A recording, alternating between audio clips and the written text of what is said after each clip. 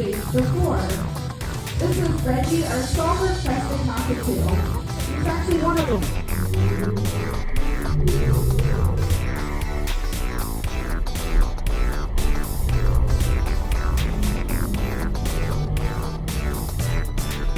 She's one of the first original birds to start a bird show back in the 1980s. Or yellow-headed Amazon. Can you tell everybody hello? Hello. Very nice. So she is a pretty social girl. Can you give our audience kisses? Great job. And I know you are a big kid. Yeah, she's a pretty girl. She's a big personality. She likes walking around the zoo, using all her favorite animals, including this very tiger. Okay, this is called Tiger. The thing's a big imagination. She likes to talk about how her tiger she's lazy. Yeah, she's also very talented too. She likes spending the day singing the opera. Great job, Gabby. That was so beautiful. Good job. Can you give our audience an encore? Great job, Gabby. And that was Gabby, our yellow-headed Amazon from Central America. And over here we go. Audio Tansy. Wow! Magical. This is Tansy, and she's no age. She's actually an 11-year-old African Pygmy owl. They're one of the smallest types of raptors in the world. So just like a hawk or an eagle, but everything is in miniature.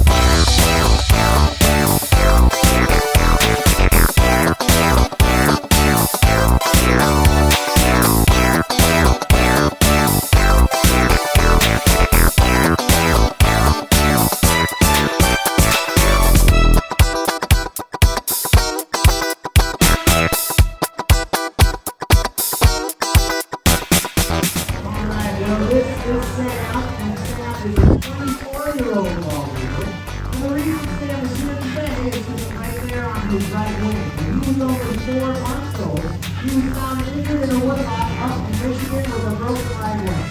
With a broken right wing, he can't fly, and it's really hard to find it. It was struggling for Sam. He was trying. He made his way to Michigan State University to try to patch his wing as best they could.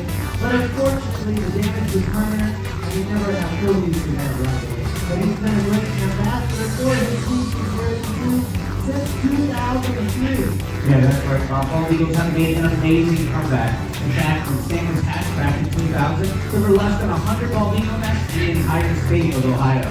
But this year alone, we're happy to report over 900 bald eagle nests, and they are no longer on the endangered species list.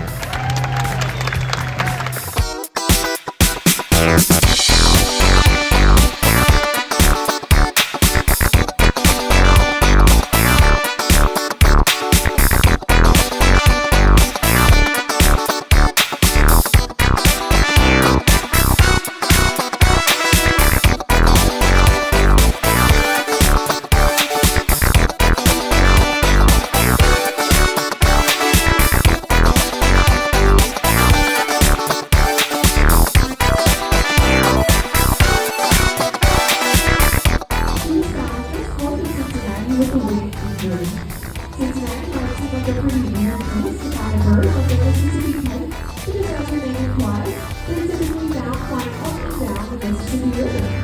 But over time, they've had to expand their territory.